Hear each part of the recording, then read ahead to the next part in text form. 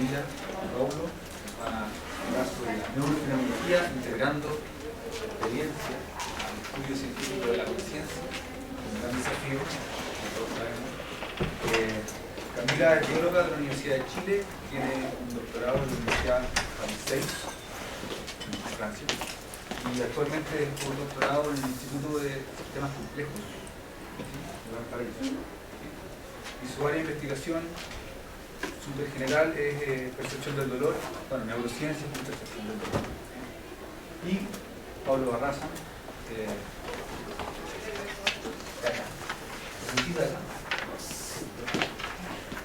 psicólogo de la Universidad de La Serena, hizo el doctorado acá con el profesor Eugenio Rodríguez.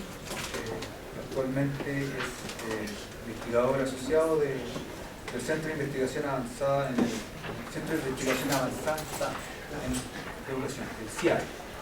Y su investigación es en sincronía neural, conciencia, neurociencias aplicadas a la educación, neurociencias aplicadas. Es un gran desafío.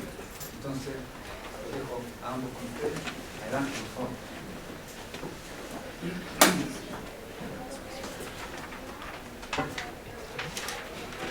Bueno, primero agradecer la invitación del mundo. Para mí es un honor estar acá. La última vez que estuve parado acá fue defendiendo mi tesis doctoral. Así que hay mucho lo que soy encarnada, pero ahora con más confianza. Y nada, presentando este tema, cuando el mundo me invitó me dijo, mira, ven y por qué no cuentas un poco de lo que tú estás trabajando. Y lo que yo estoy trabajando actualmente es en esto de neurociencia aplicada a la educación.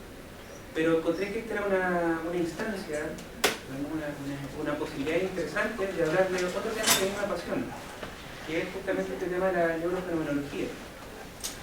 Y como ven ustedes en el título tiene algo especial, que en el fondo está como la carreta delante de los bueyes, como se dice. O sea, está primero, se presenta primero como un método, una propuesta, y acá está como el tema de estudio. Por lo tanto, voy a partir por hablar un poquito de la conciencia para llegar finalmente a este tema de la neurofenomenología.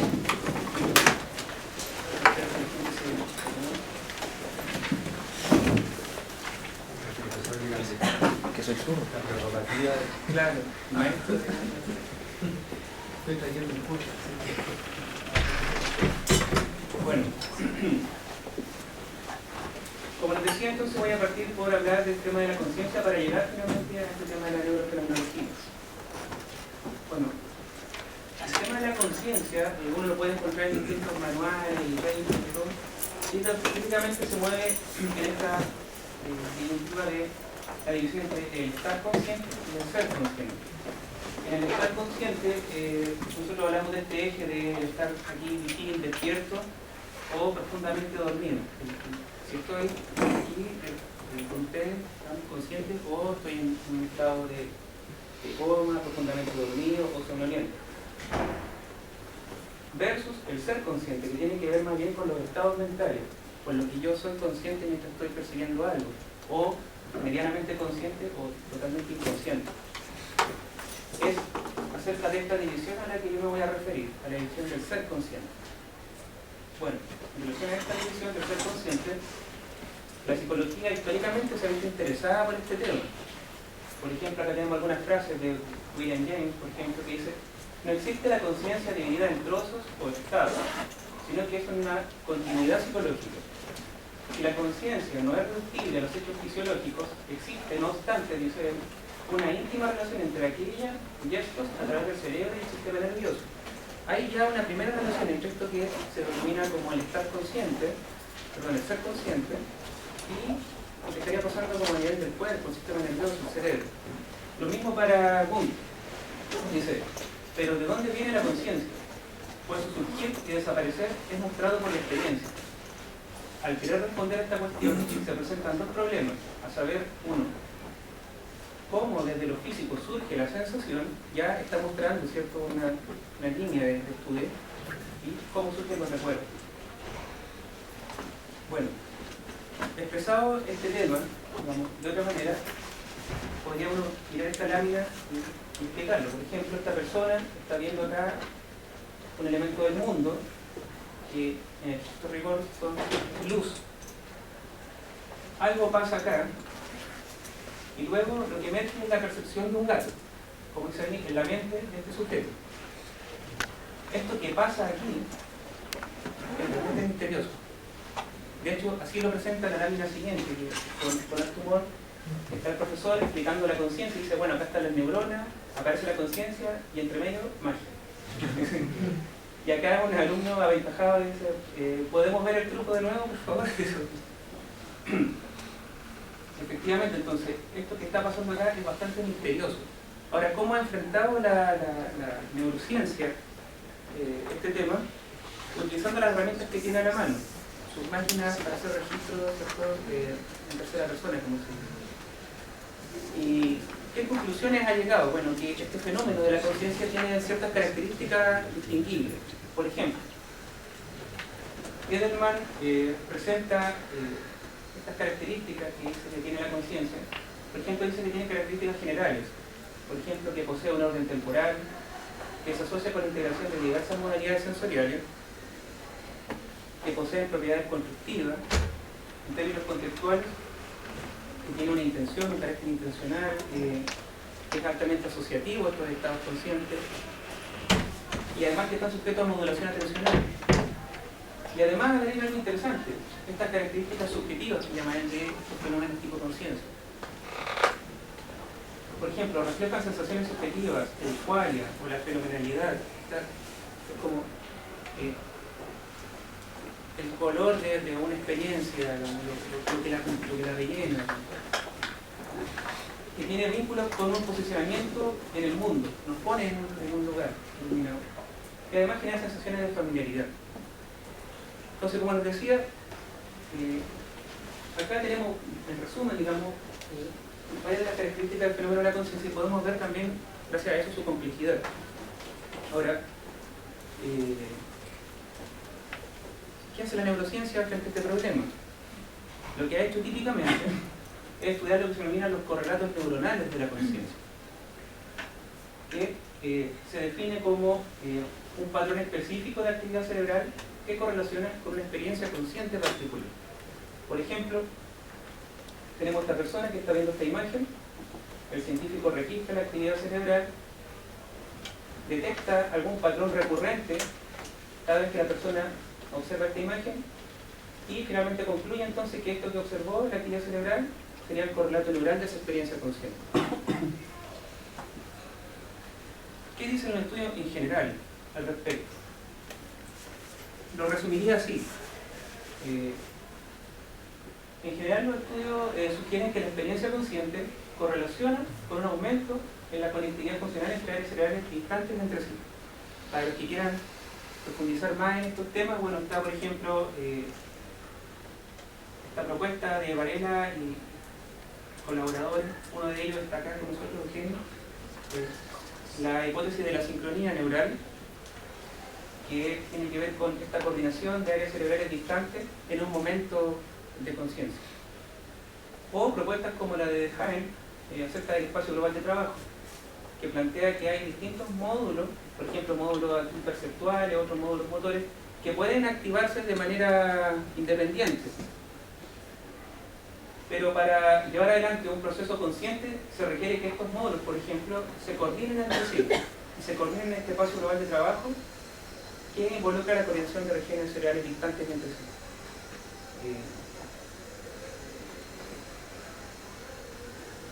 Resultados experimentales en esta línea avalan estas teorías, estos modelos, estas hipótesis de trabajo. Por ejemplo, cuando una persona ve una palabra, la ve, ¿cierto?, conscientemente, está ahí vigil, uno puede ver que distintas zonas del cerebro se activan en un momento determinado y eso correlaciona con la percepción de la palabra. Ahora, cuando la palabra es invisible a la persona, ustedes también pueden ver que la cantidad de áreas cerebrales es mucho menor.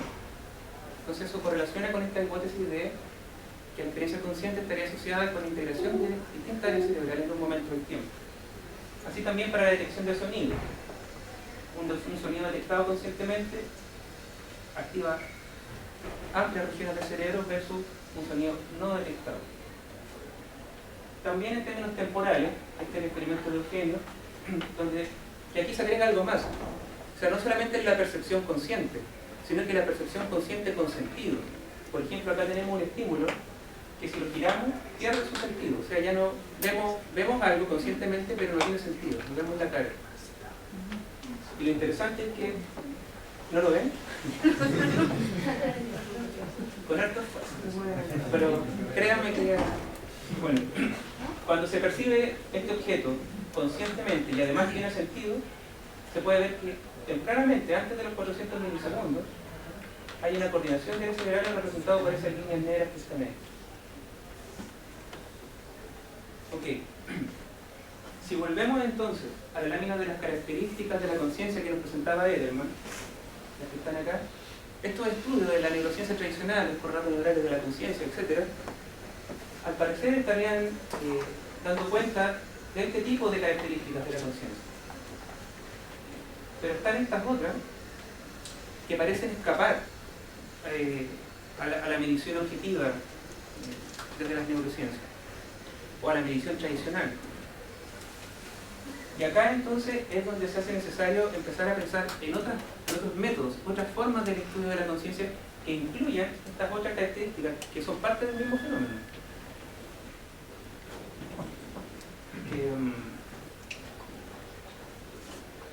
Por ejemplo, para hacer más explícito esta relación entre la experiencia subjetiva y la conciencia, tomé esta frase de Dalai Lama que la encuentro muy interesante. Dice: la alegría de reunirse con un ser querido, la tristeza de perder a un amigo íntimo, la riqueza de un sueño vívido, la serenidad de un paseo por un jardín en un día de primavera, la absorción total de un estado de meditación profunda, son estas cosas y otras parecidas que constituyen la realidad de nuestra experiencia de la conciencia. Ustedes pueden ver aquí que él está poniendo el acento justamente en esa experiencia que es sentida, que es vivida, más allá de un correlato neural. Aparte de esto, la experiencia subjetiva pareciera ser que no es algo así como súper abstracto, sino que tiene una dinámica concreta, y así lo plantea Petit Muñán y Levan Cuyen, cuando dicen que la experiencia subjetiva, lejos de ser la reflexión pasiva de las propiedades del mundo externo, es un proceso activo que se desarrolla en el tiempo. Por ejemplo, un breve evento subjetivo como la percepción visual tiene una microdinámica. ¿Qué quiero decir con esto? Así como la actividad cerebral tiene una dinámica interna que se denomina neurodinámica, al parecer la experiencia que denominamos subjetiva también tiene una dinámica, y estos autores la denominan la fenodinámica, una dinámica fenomenológica. Lo que pasa es que nosotros, al estar en este estado más bien como irreflexivo en el sentido de nuestra experiencia subjetiva, ese tipo de fenómeno, la fenodinámica, pasa de largo, no la alcanzamos a lucir. Pero si nos concentramos un poquito, ahí está, aparece. Bueno, para enfrentar este tipo de problema en el estudio de la conciencia, diferentes investigadores en un momento del tiempo empezaron a pensar, bueno, y dijeron, ¿cómo lo hacemos entonces para estudiar esto? Y aparece ahí Varela y otros que plantean esta perspectiva denominada la neurofenomenología. ¿Y qué es lo que buscaba? Bueno, buscaba integrar la información subjetiva en primera persona con medidas objetivas en tercera persona para obtener una comprensión más completa de la mente humana. En el fondo, proponían una especie de circularidad en donde en un mismo experimento uno pudiera estar registrando la actividad cerebral o el registro físico que uno quisiera, y en el mismo momento también estar registrando el reporte de la experiencia subjetiva de la persona y luego cruzar esos datos. Bueno, ¿qué métodos existen específicos para hacer estos estudios cruzados, neurofenomenológicos? Ustedes ya saben, estos son los métodos en tercera persona, ¿cierto? Las máquinas. Estas que están acá son las que nos ayudan a responder preguntas por la localización, o sea, ¿en qué lugar del cerebro? Mientras que estas otras que están acá, el electroencefalograma y el magnetoencefalograma, nos ayudan a responder preguntas del tipo ¿cuándo? En el tiempo ocurren las cosas. Todo bien con este tipo de máquinas para el registro de la información. Entonces la pregunta es, ¿cómo obtener de forma rigurosa y sistemática información en primera persona? Se han propuesto algunos métodos. Por ejemplo, este que se llama el muestreo descriptivo de la experiencia. Y en este método, lo que se hace es que a una persona se le pasa un beeper, ¿ya? Y ese beeper va a sonar en algún momento.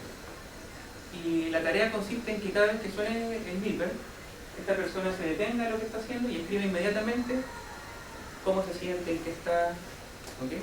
Que un poco describa su experiencia subjetiva. Este método es bueno en el sentido que uno gana en frescura de la experiencia, porque la persona está en el mismo momento tratando de describir su experiencia. Pero pierdes en profundidad. Pues, insisto, no somos expertos los que estamos, ¿cierto? Acá en describir nuestra propia experiencia. Por lo tanto, lo que podamos obtener al final del día en este experimento, a lo mejor son todas descripciones superficiales. Otro método es la entrevista de explicitación, o también se conoce como el método en segunda persona de Petit-Mendian. ¿Qué es lo que se hace en este caso? Por ejemplo, la persona está sometida a un experimento cualquiera y justo después de que termine el experimento, la persona es entrevistada por el investigador. Y este es como un buen arreglo, digamos, entre frescura de la experiencia y profundidad, porque mientras la persona da sus descripciones, el investigador lo puede ayudar a profundizar. Ahora, para conocer mucho mejor y en profundidad esta técnica, nos acompaña hoy día Camila Valenzuela, que hizo su doctorado, como decía Mundo, en París. Justamente trabajó con Claire Petit-Mendian en este tipo de métodos, así que le doy el pase a ella ahora para que nos cuente más acerca de eso. Con el aspecto. Hola. Bueno, primero agradecer a Pablo por la invitación y gracias por estar acá. Bueno, el objetivo de esta parte de mi presentación es introducir esta técnica de entrevista que se llama la entrevista de explicitación y que ha sido utilizada como herramienta en el contexto de la neurofenomenología, justamente para incorporar el aspecto experiencial de los fenómenos cognitivos al estudio científico de estos fenómenos.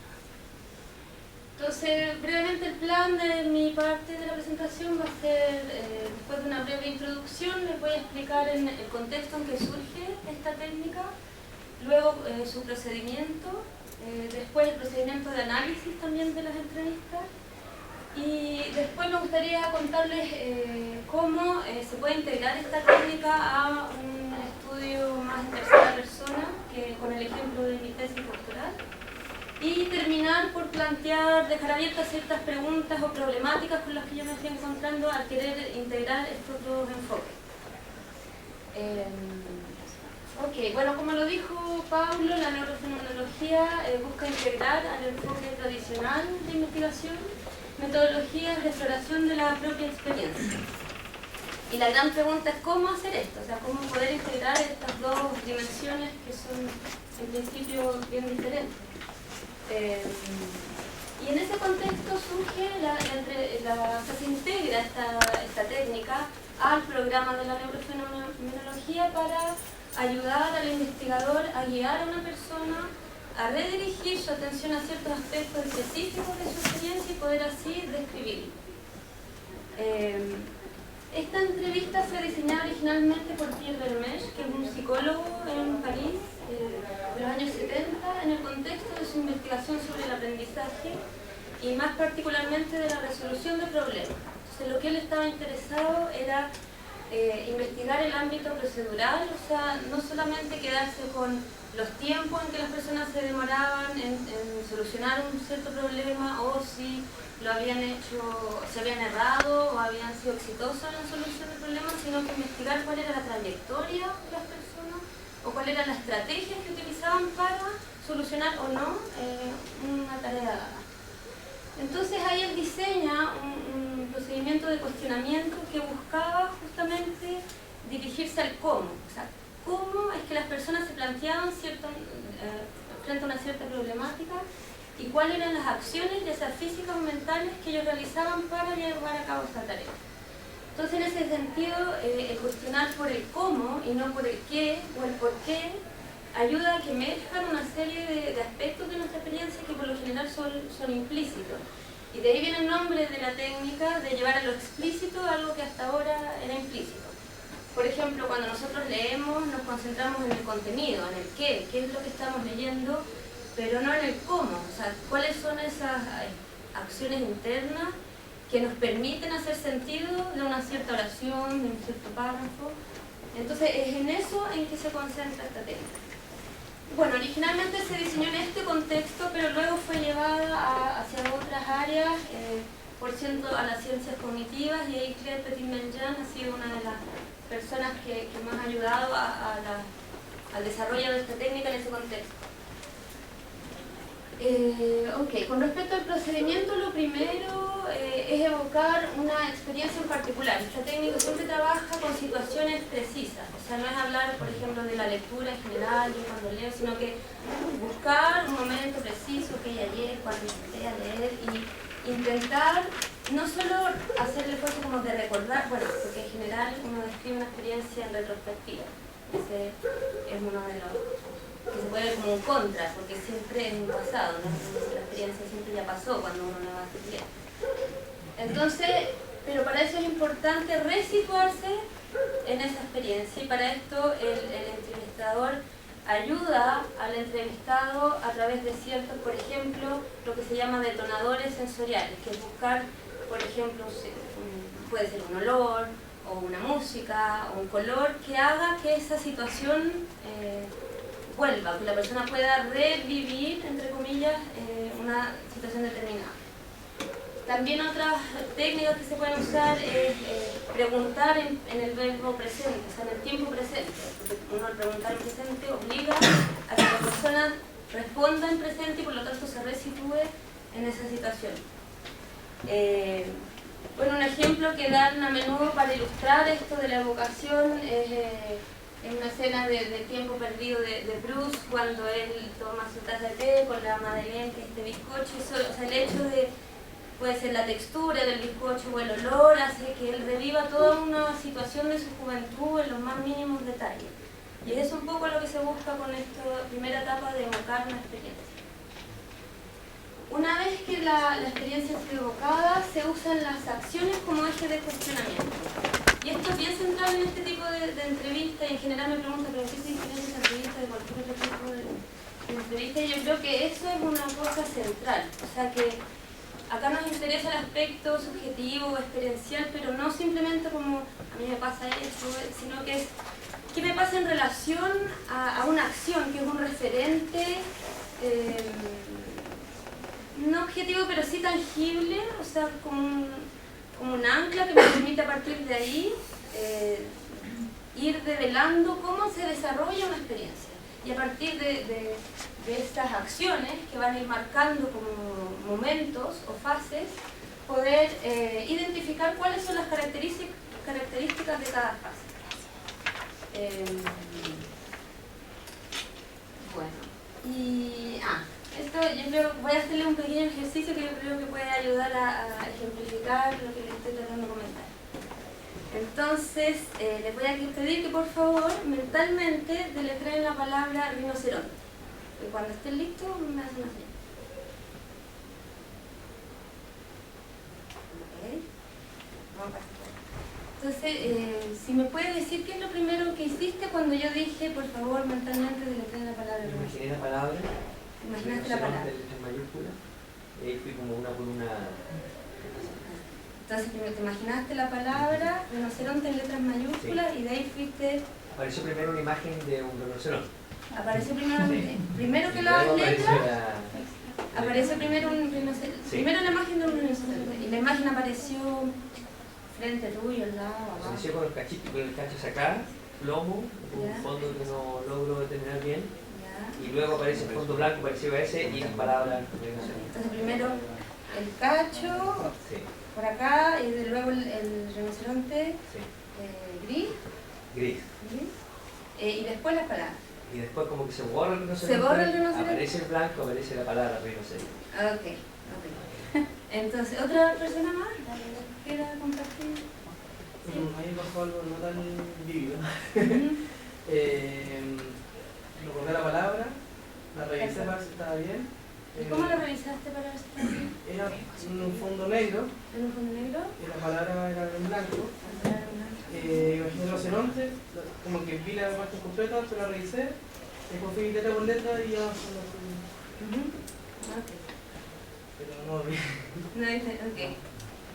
Entonces acá podemos ver, o sea, lo que nos muestra este breve ejemplo y simple es que por un lado hay una serie de elementos que quizás si yo no les hubiera preguntado qué pasó cuando, o qué hicieron cuando vieron esa palabra, hubieran pasado desapercibidos. O sea, quizás nunca se hubieran imaginado que apareció el cacho del rinoceronte en el fondo o sin fondo. Eso por un lado, o sea que hay una serie de aspectos de nuestra experiencia que por lo general cotidianamente pasan y están, no es que no estén, sino que no llevamos nuestra atención a ellos. Y lo otro es que, por ejemplo, en tu caso, primero hubo un momento de una imagen visual, luego esta imagen visual desaparece y luego aparecen las palabras. Ahí, bien a grueso modo, o sea, sin preguntar mucho, podemos identificar groseramente 2 o 3 fases. Imagen visual, desaparición de la imagen visual, aparición de la palabra. Yo podría ir preguntando mucho más y muchas más cosas y detalles podrían aparecer. A eso es lo que después vamos a ver en el análisis, esas distintas fases le llamamos la estructura diacrónica, que es lo que buscamos identificar en el análisis. Y por ejemplo, el color del elefante, o si hay fondo o no hay fondo, o si aparece rápido o lento, ya son las características que caracterizan cada fase, que es lo que vamos a ver que se llama la estructura sincrónica. Bueno, el análisis no puedo entrar en mucho detalle, pero les voy a dar una idea global. Consiste en un proceso de abstracción para identificar una estructura genérica de la experiencia. Y esto, lo primero que hacemos es identificar la secuencia de acciones o puntos de articulación entre distintos momentos. Fases, por ejemplo, aparición de la imagen sería una fase, por ejemplo, desaparición, aparición de la palabra. Y esto es lo que le llamamos, como les decía, la estructura diacrónica. Luego, identificar categorías experienciales que caracterizan cada fase, que sería el color, o la rapidez, etcétera, que es la estructura sincrónica.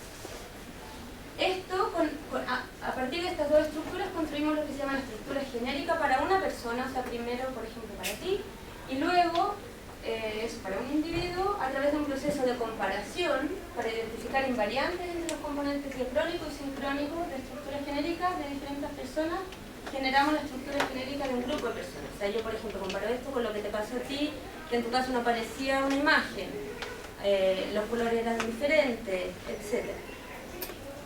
Y entonces ahí podemos para el grupo identificar las estructuras genéricas. Eso en relación al análisis. Ahora me gustaría contarles un poco de cómo yo utilicé esta técnica en mi tesis doctoral y su integración con un enfoque más en tercera persona. El tema de mi tesis, a grosso modo, era la relación entre la percepción corporal y la experiencia del dolor. Y mi tesis tuvo 2 ejes principales. El primero...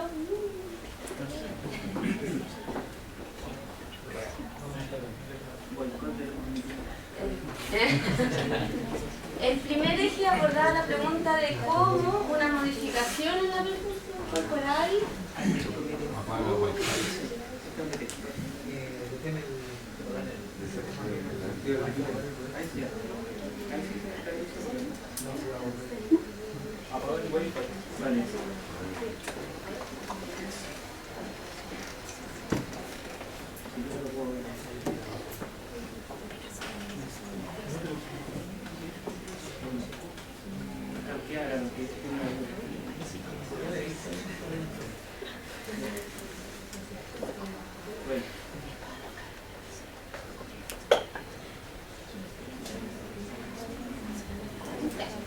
Entonces, el primer eje consistía en la pregunta en cómo una modificación de la percepción corporal puede o no modular el dolor físico. segundo eje, la pregunta era cómo una situación de dolor crónico, que en el caso fue la fibromialgia, podía modificar la manera en que las pacientes percibían su cuerpo. Entonces primero les voy a contar con respecto al eje 1. Parte de la tesis fue abordada principalmente con un enfoque tradicional de psicología experimental, en el sentido que yo tenía una hipótesis, a partir de la hipótesis fue un paradigma experimental, había ciertas variables independientes, etc. Acá mi hipótesis era que el modificar el sentimiento de pertenencia del cuerpo modulaba, en este caso iba a disminuir la percepción del dolor. Y para esto yo utilicé un paradigma experimental que ha sido utilizado para modificar justamente este sentimiento de pertenencia del cuerpo, y más la ilusión de la mano de goma, más conocida como the rubber hand illusion. Entonces, les voy a explicar brevemente para los que no conocen. En esta ilusión una persona mira una mano de goma, esta es la mano de goma, y su mano real está escondida. Acá la persona no ve la mano real, solo ve la mano de goma. Y el experimentador toca al mismo tiempo la mano de goma que la persona ve y la mano real que la persona no ve. Al cabo de unos minutos, el 70% más o menos de las personas tienen la impresión de que esta mano de goma les pertenece. A pesar de que racionalmente saben que no es su mano, pero tienen esa sensación. Entonces yo quería ver si es que en el caso que estas personas incorporaban la mano de goma, la percepción del dolor que yo provocaba con estímulos de calor iba a disminuir. No voy a entrar en los detalles de los resultados, porque lo que me interesa acá es contarles cómo yo utilicé las entrevistas en este contexto.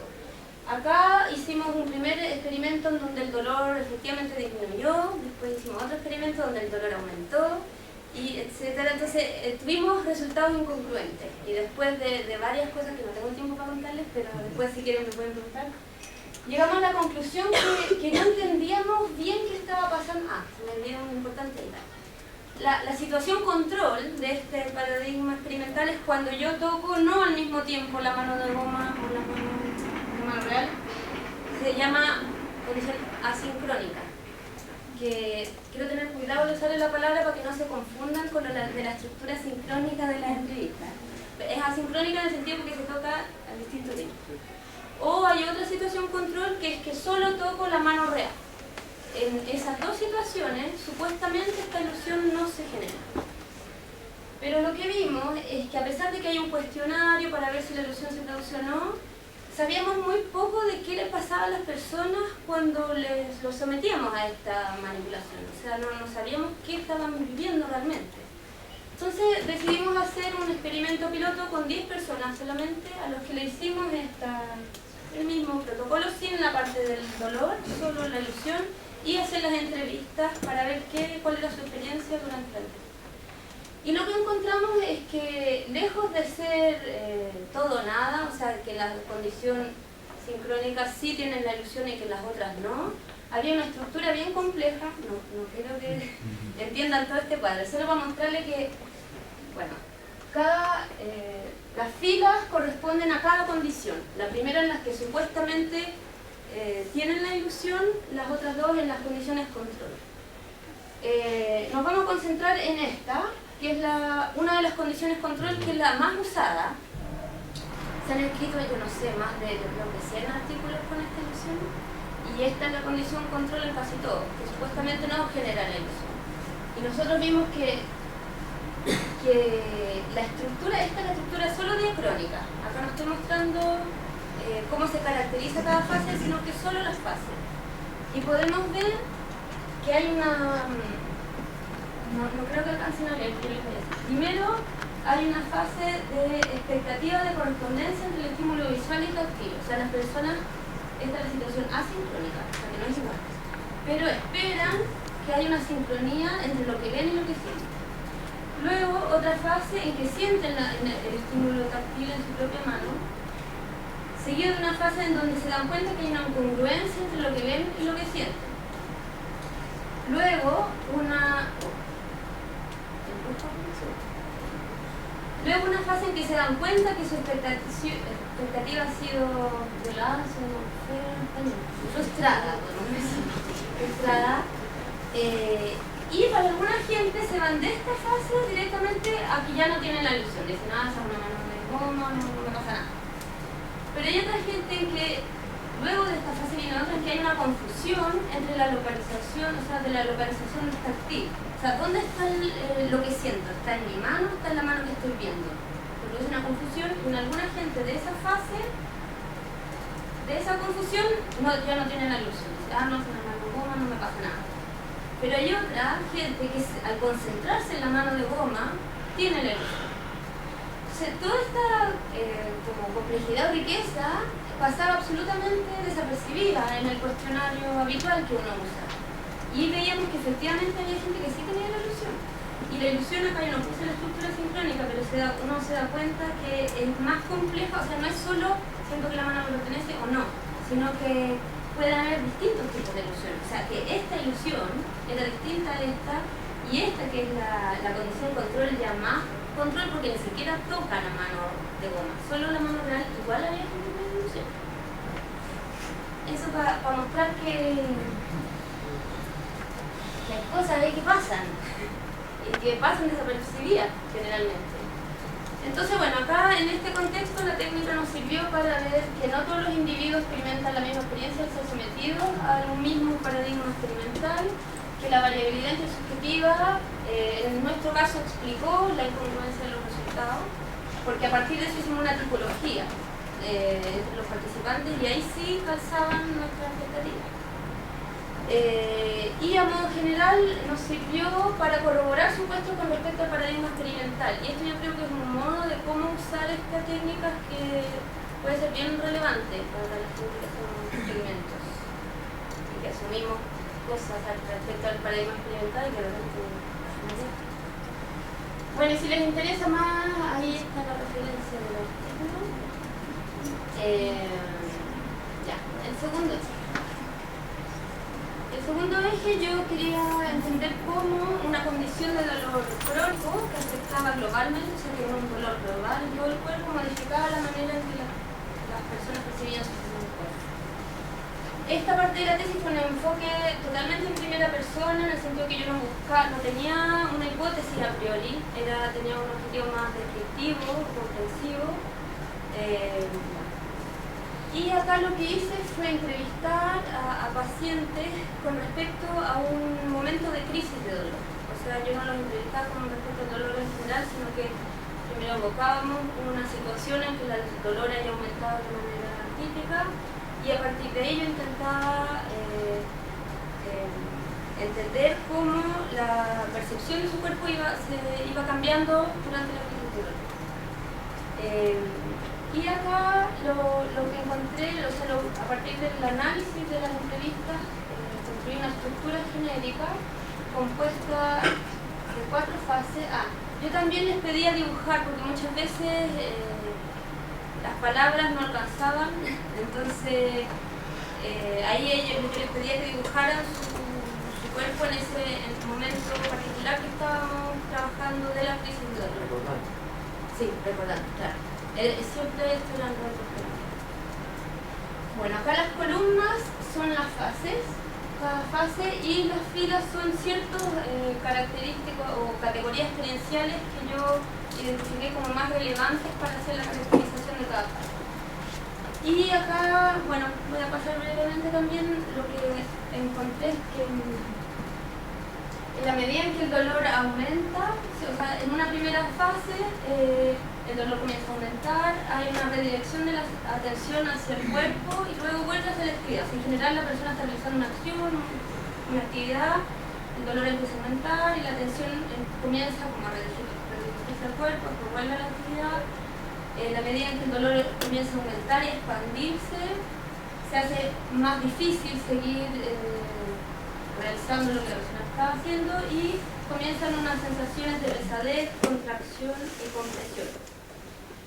Luego en una tercera fase, que sería como el pico, el dolor es extremadamente intenso, la tensión se focaliza en el cuerpo y además de la pesadez, contracción y compresión, las partes con más dolor se perciben como más grandes, o sea, hay una modificación en ese sentido de la percepción corporal, y la percepción del espacio como si se encogiera. O sea, en la medida en que el cuerpo se siente más grande, también cambia la manera en que percibo mi relación con el espacio. El espacio se percibe más pequeño, y hay una sensación de extrañeza hacia las partes del cuerpo más adoloridas. Entonces sentían como si no les perteneciera. Y a eso yo le llamé dolor paradoxal, porque a pesar de que el dolor era muy intenso, sentían como una desconexión con la parte del cuerpo que estaba con dolor. Y en casos ya más críticos de dolor, esto no fue descrito por todos los pacientes, pero algunos describían en que llegaba un punto en que perdían la habilidad de evaluar la intensidad del dolor y su localización, y describían el dolor como una sensación intelectual. O sea, ya no lo sentían como me duele aquí y mucho, sino que eran dolor. Y ya los límites del cuerpo también se difuminaban. Y este era el dibujo que ilustraba ese momento. O sea, que ellos estaban, ahí decía conscientes, menos conscientes, decía. Y que ellos estaban aquí y que todo el cuerpo se iba desvaneciendo. Entonces, acá en esta parte de la tesis, esta técnica de entrevistas me permitió caracterizar experiencias individuales de crisis de dolor y poder así construir una estructura genérica de la crisis de dolor. Y acá el rol que jugó la técnica de entrevistas en relación a la investigación general no era de corroborar o refutar una hipótesis, sino que más que nada podía ser generador de hipótesis. O sea, yo por ejemplo en el proyecto que estoy trabajando ahora, una de las hipótesis con las que estoy trabajando viene de este estudio. Y acá también si quieren.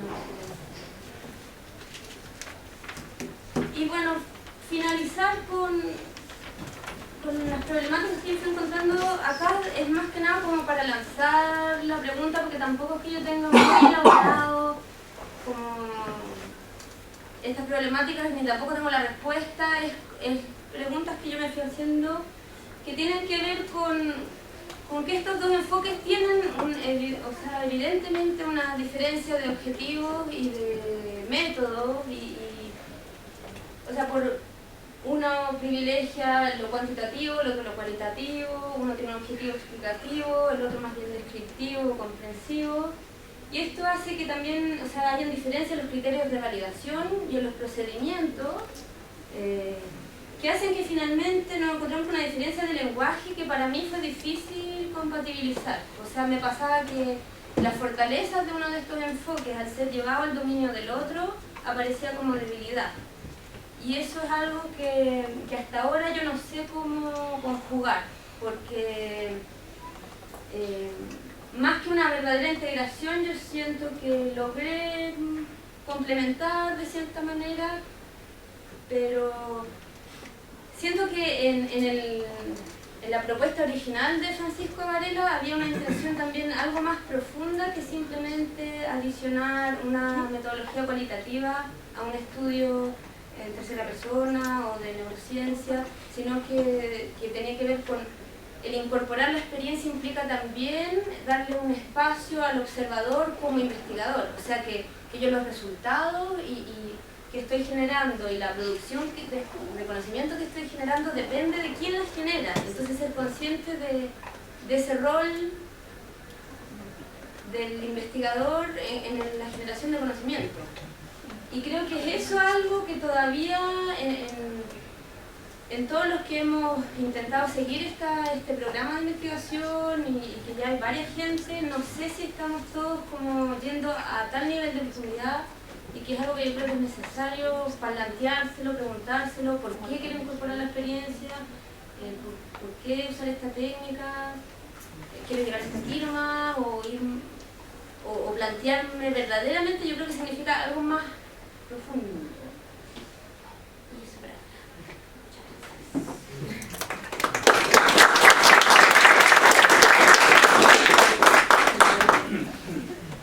simplemente para hacer un cierre, presentar también un resultado experimental, continuando un poco con las preguntas que planteaba Camila, acerca del uso de este tipo de entrevistas de explicitación. Por ejemplo, yo realicé un experimento de priming semántico lingüístico donde comparaba el lenguaje con la música. el paradigma era más o menos así, o sea, las personas escuchaban primero una oración o un extracto de música instrumental, luego veían una palabra y ellos tenían que decidir si esa palabra era congruente semánticamente o no con esa oración que habían escuchado o con el extracto de música instrumental. ¿Ok? Para que se hagan una idea, tengo aquí ejemplos auditivos. Así que, a ver, ahí va, a ver si resulta. Aquel crimen jamás fue resuelto. ¿Congruente o incongruente? La madre mecía suavemente a su hijo.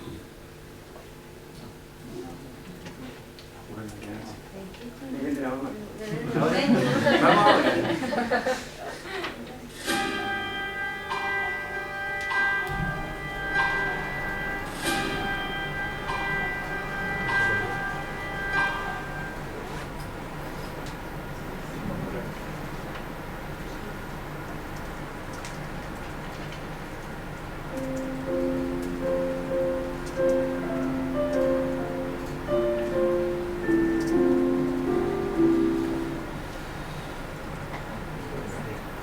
Bueno, ustedes tuvieron la experiencia. Bueno, los resultados que se obtuvo. Este no es una lámina mía, es una lámina del estudio previo que se hizo con este mismo paradigma. Y lo que se encontró es que expresarse, por ejemplo, ante la incongruencia semántica y lingüística, se encontró el clásico N400, que así se le llama porque es una descripción negativa de la actividad cerebral, más o menos los 400 milisegundos después de que se presenta la palabra, que es incongruente.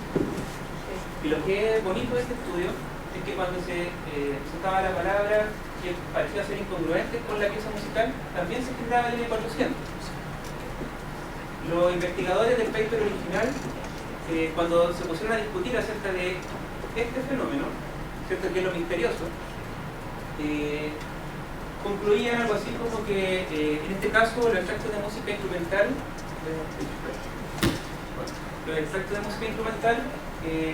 hacían asociaciones que ellos denominaban extramusicales. O sea, por ejemplo, escuchaba una pieza musical, entonces yo hacía una asociación con, por ejemplo, un himno de guerra, entonces eso yo lo asociaba con batalla, o sea, eran como asociaciones representacionistas, igual lingüísticas, de buena manera. Entonces yo no estaba tan convencido de eso. Y lo que hice yo fue entrevistar a las personas. En realidad no lo fui sistemático, sino que al final, cuando me di cuenta de que había una evidencia que yo estaba pesquisando, empecé a ser más sistemático y apliqué esta entrevista de situación y me encontré con algo sorprendente. Acá traigo unos relatos resumidos de algunas de ellas. Por ejemplo, el sujeto A dice, se lo voy a leer porque no creo que alcance a leer, dice: la mayor parte del tiempo visualizaba la oración, no el concepto, sino la situación. Mientras que en el caso de la música decían, la música lo asociaba con las emociones. Por ejemplo, estaba escuchando algo muy relajante, tranquilo, entonces si aparecía la palabra fúnebre, yo pensaba, nada que ver con lo que estoy sintiendo, entonces es incongruente. Ahí ya hay una diferencia. En un caso es más bien como visual y en otro es más bien corporal. Veamos qué pasaba con el resto. Sujeto B. Con la oración estaba más indiferente a mi cuerpo, simplemente estaba más atento a escuchar bien. Con la oración estaba más atento y me imaginaba cosas concretas. De nuevo, una ingeniería audiovisual. Con la música mi cuerpo se relajaba más, a veces sentía que se aceleraba mi pulso. Imagínense al nivel, digamos, al que lo llevaba. La música me inducía emociones y recuerdos. Cuando escuchaba una música y aparecía una palabra incongruente, ahí me sentía más frustrado. En cambio, cuando era una oración, decía, bueno, no le escuché nada. Hay formas diferentes. De nuevo, sujeto C. Al escuchar las oraciones tenía pensamientos mucho más concretos, imaginaba las cosas con precisión. La palabra me parecía fácil hacer la conexión y sentía que era algo casi automático al determinar si esta era o no congruente con la oración. Con palabras como automático, fácil. Las oraciones me producían imágenes mentales relacionadas con las palabras. De nuevo va apareciendo como recurrente esta idea de la ingeniería visual con el lenguaje. Con la música tardaba un poco más en hacer la relación entre congruente e incongruente. Me debía guiar por mis emociones, sentimientos, recuerdos. Incluso a veces necesitaba que apareciera la palabra para intentar definir las emociones. la música me producía en mayor cantidad de emociones que me costaban identificar. Finalmente, el sujeto D, al escuchar la oración, me imaginaba de forma inmediata lo que decía, veía la imagen y armaba un concepto de forma anticipada. Ojo con eso. En cambio, al escuchar la música, me daban ganas de moverme, no sé, me estremecía en momentos, se aceleraba mi pulso y podía sentir mi respiración. Puedo decir que tenía sensaciones a nivel corporal en general. Bueno, basado en este tipo de respuesta que dieron los sujetos, yo desarrollé un modelo diacrónico de esta experiencia y quedó más o menos así. Primero hay como un estado basal compartido, que es un estado como de estar expectante. Luego escuchan o bien la oración, ¿cierto? O la música. En el caso del lenguaje, lo que primaba era esta idea de la imaginería visual. Mientras que en el caso de la música lo que primaba era una especie de resonancia corporal. A mí me quedaba claro después de la entrevista que no se estaban refiriendo a emociones, así como cognitivas, puestas por un nombre, sino que más bien eran como a sensaciones afectivas. Y luego aparecía la palabra. Y en el caso del lenguaje yo lo denominé como un estado comparativo que era semántico-perceptual, entre el significado y esta imagen que se generaba. En el caso de la música, el estado comparativo más bien semántico-somático, que es bastante diferente a las conclusiones que hacían los alemanes, Que no tienen no sé.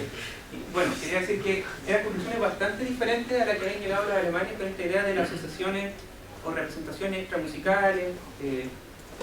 Como decía Camila, sin esta entrevista y si me hubiese quedado solo con los resultados de los potenciales evocados y otros que obtuve de sincronía neural, podría haber puesto en el paper algo así como en línea con los resultados anteriores, pero resulta que esto abre una nueva ventana para discutir eso, digamos. En el fondo, a lo mejor hay una especie así como de multivías para procesar lo semántico. En este caso, una vía, la del lenguaje, que sería como la del saber qué, que es bien concreta, automática, rápida, y una musical que sería como la del sentir cómo, que es más bien ligada con la intuición, con otro tipo de cosas. Bueno, resumiendo, a nivel cerebral, la experiencia consciente correlaciona habitualmente con la coordinación sincrónica entre ensambles neurales ampliamente distribuidos en el cerebro. La experiencia subjetiva asociada a un momento de conciencia, como ya mostró Camila con su resultado de la tesis y esto, tiene su propia dinámica susceptible de ser investigada. Y la perspectiva neurofenomenológica permite estudiar de forma integrada variaciones de la experiencia subjetiva y la dinámica cerebral durante un momento de conciencia. Muchas gracias.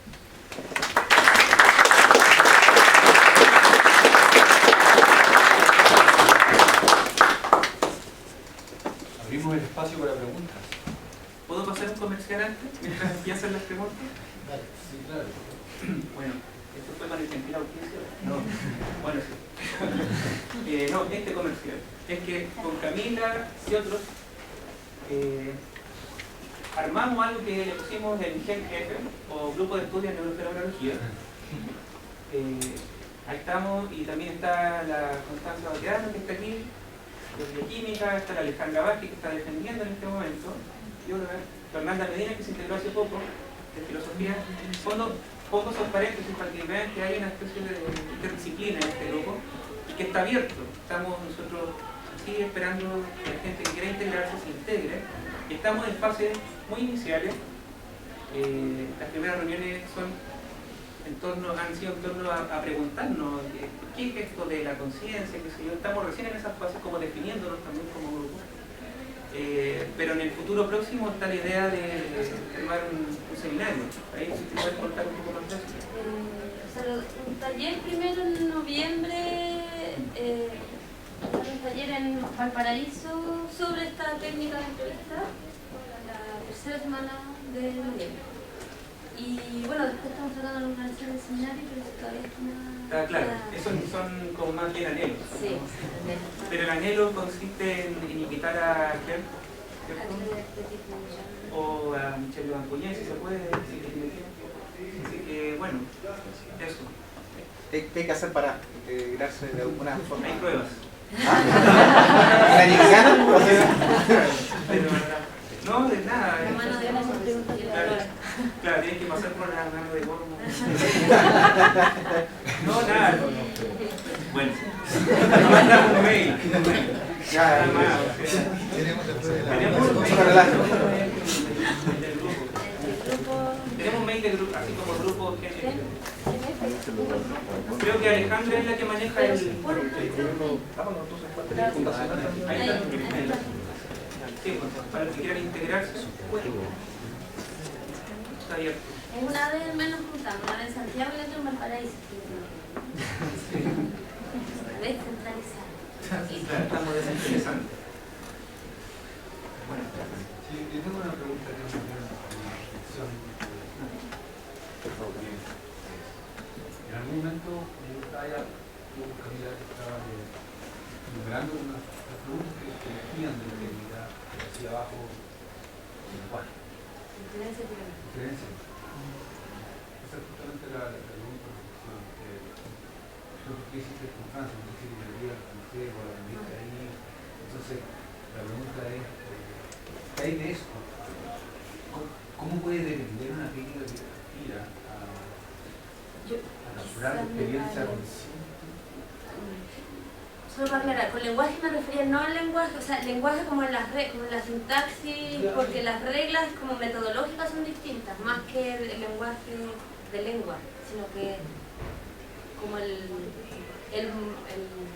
los procedimientos son distintos, los criterios de validez, a eso me refería, a eso fue metafórico, no sé, pero dale, ya. Está perfecto, porque Ya. a diferencia de interpretaciones, la pregunta de la lengua, venía antes de que está reflexionando sobre eso. Porque claro, aspiras a acceder a algo súper difícil de verbalizar muchas veces. Y te requiere que el espectador pueda captar esa belleza Sí. del lenguaje. Entonces, es una reflexión, Ah, ¿no? sí. En ningún caso indica nada. Yo no soy nativa de lengua francesa, llegué allá y aprendí, y en ese sentido hacer la entrevista en francés era súper complejo para mí. Pero es una técnica, o sea, una técnica tanto como el encefalograma, o sea, son cosas que hay que practicar y entrenarse y estudiar y entrenarse y Cuando las hay hecho acá, en la vida, mucho más. que- Sí, sí.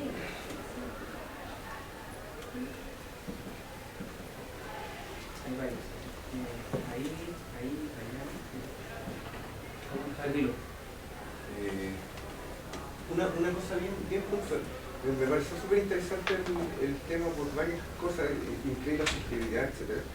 Pero me gustaría que explicara un poquitito algo que no me quedó muy claro, por ejemplo, que pusiste que lo de invariante en la estructura general. Que me pareció que a rato habían cosas que eran más bien idiosincráticas, de algún resultado que se podían generar. Entonces, la parte esa de invariante específicamente, ¿cómo se implementa en el modelo general de análisis? Buena pregunta. Ahí uno toma decisiones en relación, por ejemplo, yo cuando hice el análisis de las entrevistas con las pacientes en relación al dolor, eran 13 personas con las que hice 2 o 3 entrevistas. Entonces, ese es otro tema, que no se puede tener como una muestra gigantesca con este tipo de entrevistas porque son súper detalladas, el análisis detallado, las entrevistas son largas. Entonces, esa es una primera como tema de tope con el enfoque en tercera persona. Entonces, yo tenía una muestra de 10. Por supuesto que no podía en ese sentido como que la estructura genérica se construya solo de las invariantes. Entonces yo lo que hice fue, por ejemplo, en la última fase aparecía en 3 personas nomás. Y yo lo que hice fue explicitar, o sea, en la tesis expliqué, esta aparece solo en 3 personas, pero me parece relevante mencionarla porque creo que hay algo ahí que es interesante de ser, a pesar de que no es una invariante, que no apareció en todas. O sea, invariante sería que permanecen todas y que es común. En ese caso no, pero uno lo explicita simplemente. Dice, bueno, apareció de 10, apareció en 3, no es significativo. Y eso es lo otro, que los criterios son distintos. O sea, en ese sentido, quizás lo más relevante, yo no sé si es representativo para toda la población, pero veo que hay algo ahí que me parece interesante para poder ser investigado más adelante, por ejemplo. Entonces, en ese sentido, a mi modo de ver, basta también con explicitar todas esas tomas de decisiones, que yo creo que también pasan en el otro enfoque. O sea, en el enfoque en tercera persona también yo creo que hay criterios al analizar los datos. Yo escojo estos sujetos y estos no, acá hago un promedio, acá no hago un promedio, y son decisiones que va tomando el experimentador porque quiere guiar, tiene una pregunta, que la pregunta y la interpretación, o sea, siempre hay interpretación, yo creo que en el enfoque de tercera persona también, y esa pregunta y esas decisiones van a ir guiando cómo tú vas a ir haciendo aparecer estos resultados, que en ningún caso son objetivos, ni en el de la entrevista ni en el del eje. Sí. Yo tengo hartas preguntas, voy a tratar de limitarme, pero en primer lugar tengo que agradecer el hecho de poder ahora tener la ocasión de ver un ejemplo concreto de investigación en este enfoque. Yo desde que estaba en el pregrado, digamos como 5 años atrás, estaba súper interesado en esto de psicoarela. Había visto que en Francia al parecer había gente que había pescado este enfoque. Y ahí va mi primera pregunta, que es básicamente cuáles han sido las preocupaciones de las personas que han trabajado este enfoque. Yo llegué tarde, quizás lo hablaron al principio, no lo sé, pero me gustaría saber en qué está esto. Supongo que además en Francia hay más plata para investigar, entonces supongo que también habrá más investigación. Y eso es mi pregunta. La segunda pregunta es que esto me hace pensar un poco en que se pueden volver a desempolvar las mismas críticas que habían, por ejemplo, el enfoque de la introspección con el cual comenzó la psicología, y que era básicamente que las personas que eran sometidas a esto eran gente que tenía cierto nivel cultural, que tenía tener cierto lenguaje para referirse a su experiencia propia. Entonces no sé si ese problema se está, digamos, controlando de alguna forma, si es relevante en realidad. Yo lo pienso también en paralelismo con muchas otras cosas que ahora estoy viendo, porque estoy haciendo posgrado acá. Y, por ejemplo, estoy en una asignatura ahora de pensamiento reflexivo de profesores, y hay temas súper interesantes porque el pensamiento reflexivo parece que no es tan transferible. ¿Cómo medimos esto de si es reflexivo o no? ¿Cómo lo desarrollamos? Hay varias preguntas ahí que son interesantes y podrían quizás encarrilarse en la técnica, en la metodología, digamos, de esto del estudio de tercera persona. Y mi otra pregunta sería... no lo dejaré más para no ver. A la primera, digamos, ¿El estado de la o en el mundo, digamos. Pero por lo menos lo que yo he leído, digamos, hubo un momento en el que se hizo harto estudio con pacientes epilépticos. Particularmente conocer qué es lo que le estaba pasando al paciente epiléptico antes de una crisis convulsiva, cuando está este periodo así como se llama aura, y resultó bastante interesante, porque hasta incluso resultaba ser predictivo, gracias a las entrevistas, ¿cierto?, de esta primera persona, la persona podía reconocer con esta anticipación que iba a hacer un estado de crisis convulsiva. También hay unos estudios con meditantes, si no me equivoco, y todos estos estudios, que no son muy numerosos, pero que hay, generalmente son publicados en journals que no son Science, ni Nature, sino que, pero son en journals de igual de buen nivel, pero no están como no es la conversación, digamos, no es, claro, allá está el correlato neural de la conciencia todavía.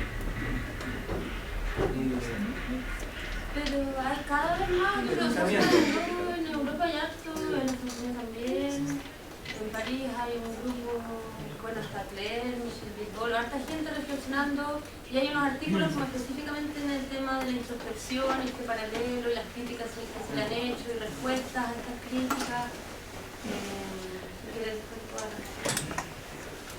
Hay otros métodos también. Sí, hay otros métodos. Que quiere más bien como cuantificar los objetivos, y utiliza unos cuestionarios, que también es un método interesante. O sea, está bien muy bien aquel escenario. Igual ese es como o sea, para mí es un punto porque en general como el enfoque en primera persona es mucho menos validado, científicamente que en tercera persona se tiende como a subsumir a los criterios de validez del otro. Y eso yo creo que es algo que hay que tener harto cuidado y estar atentos, porque en general los desarrollos que se están haciendo suele pasar eso. Y ojalá que... Disculpa, pero es que acá alguien hace un montón de rato. Segunda pregunta. Sí, bueno, relacionado con la introducción, las críticas que se desempolvaban a la Constitución se pueden aplicar acá quizás. Sí, de hecho se aplican y... Sí. Ya.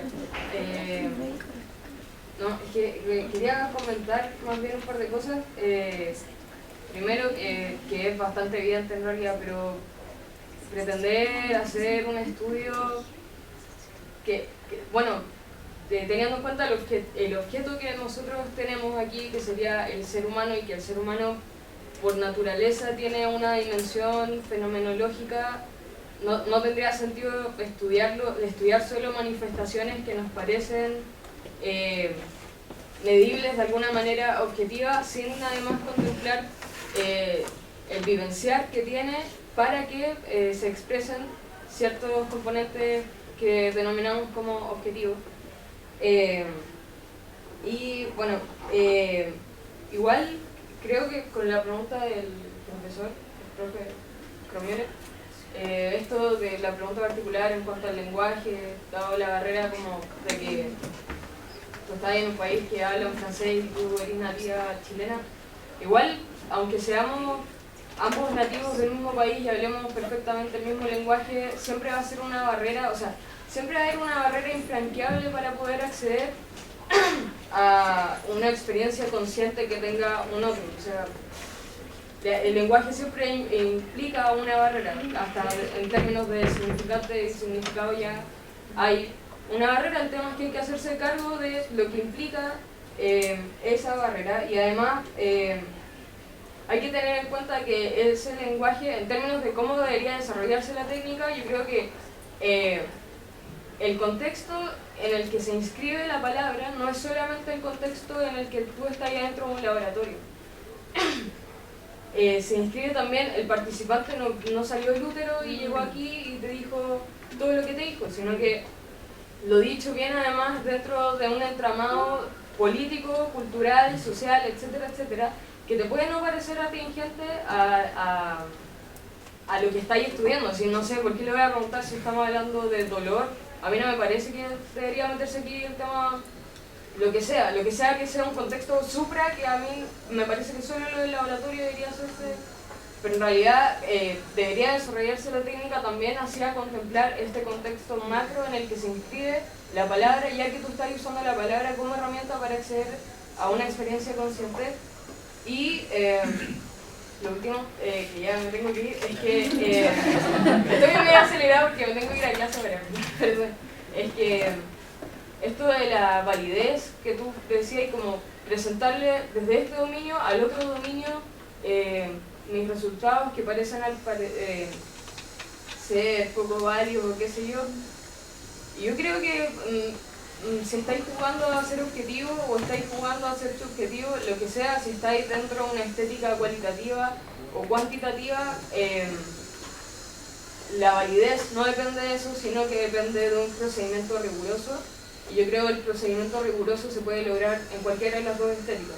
Solamente hay que hacerse cargo de eso. Eso, gracias. Bueno, gracias.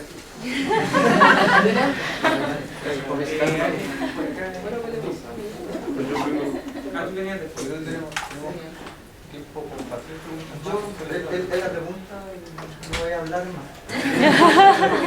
Voy a esperar. Es un compromiso. Voy a esperar. Sí, nunca más. Ya, con respecto al procedimiento para poder validar los métodos en segunda persona, sea el DES o sea el AI o no sé, lo otro, ¿qué se sabe para poder validar estos métodos? O sea, ¿cómo nosotros vamos a validar los reportes en primera persona y cómo la conjugación con la segunda persona de un entrevistador que está mediando con el lenguaje y con todo lo que se dijo? ¿Qué se ha hecho metodológicamente al respecto? Porque yo conozco, por lo que conozco, Tom Frost como que en el 2011 ya empezó a hablar un poco a algo metodológicamente, a hacer como una entrevista a doble ciego, que podría ayudar a quizá a un poco evitar los sesgos del entrevistador y ponerlo en una forma más profesional. Sí, bueno, es que se puede responder de dos formas, porque claro, efectivamente una cosa es para asegurar la rigurosidad, como decía recién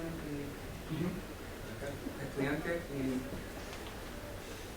tú puedes construir una especie de pauta. Que está súper bien especificado. Claro, que está especificado, ¿cierto? Y en el fondo hay un entrenamiento también del entrevistador y debería ser investigado o no. Pero que eso lo que típicamente entonces está procedimentado en algún sentido, o vos también, porque tú dijiste en un momento que tuviste que entrenarte y todo, pero ponte la literatura y yo no la encuentro. ¿Cómo se entrena? Bueno, no sé, yo creo que así como en la literatura encontrar algo así, yo no lo he visto, pero lo que sí uno puede ver cuando lee los papers así por separado, ¿cierto? Uno ve que hay un método más o menos similar. Una cosa que es súper importante, por ejemplo, es no completar la respuesta de la persona que está frente tuyo, sino que seguir con lo que te está diciendo. Por ejemplo, Camila lo hizo muy bien con el ejemplo del incidente. Entonces, le preguntó, bueno, ¿qué tal? Y él dijo, bueno, vi un rinoceronte con esta posición y todo, y ya no agregó más material de lo que él estaba entregando. Así que era un rinoceronte, sí, era un rinoceronte, y él seguía completando. En parte un poco. Ahora, en el caso de personas, sectores no entrenados, yo creo que es súper válido lo que tú dices. Hay todo un tema, o sea, por ejemplo, yo sigo en contacto con Fred, y de hecho, porque el procedimiento de la entrevista está súper bien, ya claro, preciso, documentado. De hecho, ella está con el plan como de hacer una certificación, porque también, o sea, ya varias gente se está interesando en esto, y varias gente está haciendo las entrevistas sin haber hecho un curso, y eso a ella como que no le gusta mucho. Entonces ella está tratando de justamente armar como un curso oficial, con un certificado. Ahora, el tema del análisis es un tema que está menos estandarizado. Justamente el año pasado tuvimos una reunión para empezar a intentar estandarizar eso. Y que es algo que, o sea, hay que decirlo, no es una técnica ya cerrada, lista, sino que está en evolución sobre todo el tema del análisis. Y ahí, bueno, surgieron varias ideas de cómo hacer, puede ser eso por ciego o que los análisis lo haga otra persona, pero para eso yo creo que lo más importante es que se conforme como una comunidad de gente que use esa técnica para generar como convenciones mutuas, porque finalmente los criterios son convenciones que entre la comunidad de investigadores que usan se ponen de acuerdo y dicen estos van a ser los criterios de validez y en relación al análisis en eso se está trabajando. En términos de, a lo mejor una pregunta poco contestable porque la respuesta es más de opinión o de intuición que de hacer, pero primero que todo como encuentro muy interesante la técnica y todo y muy útil para muchas cosas, pero me surge la consulta acerca de la manera en la que yo entendí el aporte de esta técnica es un poco el desgrane en componentes más como esenciales o más como propios de la experiencia misma de una experiencia. Pero ahí me sale como la duda de si hasta cuándo se hace el desgrane es una cosa subjetiva, como de cuántas categorías querías obtener tú, o hay un punto en el que como naturalmente esta cuestión para y te dice esta es como una categoría básica, como, y que me lleva como a la idea como de, no sé, que podrían ser como building blocks, como de la experiencia, pero es que... O sea, hay una representación que por un lado depende del objetivo también de tu investigación, o sea, si ya lo respondiste con 4 bloques, ¿para qué vayas a seguir desgranando a 10? Eso por un lado, pero después también, como decía Pablo, hay una saturación, o sea, tú empiezas a hacer los análisis y encuentras categoría, encuentras y después sigues haciendo y ya no encuentras más. Entonces, también hay un plató. Eso es lo que yo utilizo también para parar, o sea, cuando yo veo que ya se está repitiendo, digamos, entre personas que no se conocen, ¿cierto? Eso es un criterio también, para parar ¿Y eso será una limitación como de la técnica o de nuevo como una cuestión media de experiencia como básica o como... No, ahí, eso yo creo que es compartido también con los métodos en tercera persona, hasta dónde filtrar un dato de ejemplo. Son también decisiones que están siendo guiadas por tus datos previos, por tu investigación, por tu pregunta, por la investigación de otros. Ahora, todo eso va a quedar mucho más claro y mejor definido por lo que decía Camila, cuando la comunidad de investigadores que estos son nuestras técnicas se empiecen a poner de acuerdo en qué es lo que van a aceptar. No, dale, ¿qué tal?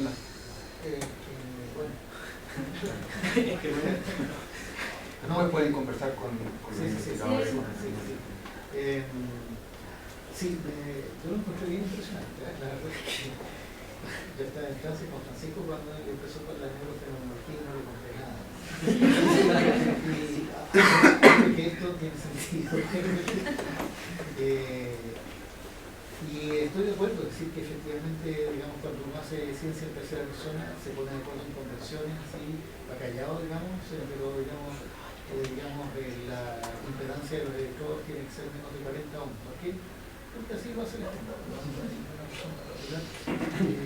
sé yo, y filtra entre tanto y tanto. ¿Por qué? Porque así salen las cosas. Y qué sé yo, los estímulos biestables son biestables, bueno, porque yo lo veo biestable, Pablo lo ve biestable, ya es biestable. Entonces, de alguna manera, uno opera con la misma clase de falta de, no sé, no de rigurosidad extrema, de consenso. Sí, de consenso. Y allí es muy interesante esa historia que dijeron de devolverle, de no poner nuevos contenidos, de devolverle lo que la misma persona dijo. Porque ese era mi mayor duda cuando Francisco estaba iniciando esta historia, que yo veía, participé en un par de grupos y yo veía que nosotros, armamos ese grupo, le poníamos cualquier cantidad de a la descripción de la otra persona. Y lo que yo pienso es que esto efectivamente afecta el estado mental de la persona con tu pregunta y lo llevas para otro lado. Así que allí era muy bonito. Creo que hay ciertos problemas que estoy teniendo en mi experimento con percepción mental, creo que ahora ya sé de dónde viene. Los 40 hombres. Hay una cosa, un poco, respondiendo a la pregunta que tenía el chico que está frente, que no sé cómo se llama, tiene que ver con las técnicas de entrevistas fenomenológicas. Las entrevistas fenomenológicas existen hace muchísimo tiempo y parte de los criterios que tú estabas diciendo, por ejemplo, no completar la palabra del otro, abrir la experiencia y que la describa.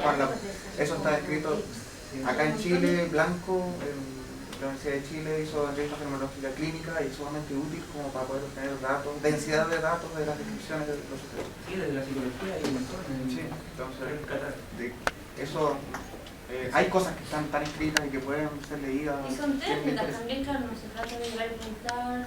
Porque, o sea, es una técnica tanto como en la EG. Bueno, muchas gracias.